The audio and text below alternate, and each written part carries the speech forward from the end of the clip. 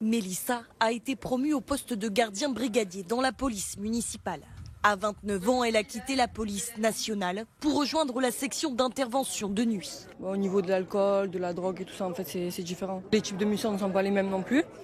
Mais je trouve quand même que sur la ville de Marseille, nous assistons beaucoup à la police nationale. Comme elle, 85 nouveaux agents municipaux sont nouvellement affectés à Marseille pour notamment apaiser et fluidifier l'espace public. Alors, ces missions, d'abord, vont aller sur le terrain, sur des patrouilles de surveillance, du contact à la population. On va remettre en place l'îlotage qui se faisait plus et pour justement arriver à répondre au mieux aux attentes et aux préoccupations du quotidien. Désormais à 514, ils seront 540 dans 3 mois.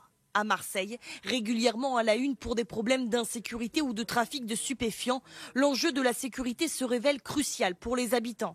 Malgré sa problématique de recrutement, la ville a tenu à renforcer ses moyens. Les gens ne voulaient pas forcément venir travailler ici. C'est difficile d'attirer des policiers municipaux. J'ai annoncé ce matin qu'on allait créer une brigade canine, donc il va y avoir des chiens avec des policiers municipaux dédiés qui se promèneront. Et donc d'ici la fin du mandat, on aura doublé les effectifs de la police municipale pour en faire probablement la plus grande police municipale de France. Sauvetage en mer, interpellations périlleuses, des interventions qui ne se limitent plus aux compétences des agents. Pour rappel, il y a quelques jours, 78 kilos de cannabis ont été découverts par un équipage lors d'un simple contrôle routier.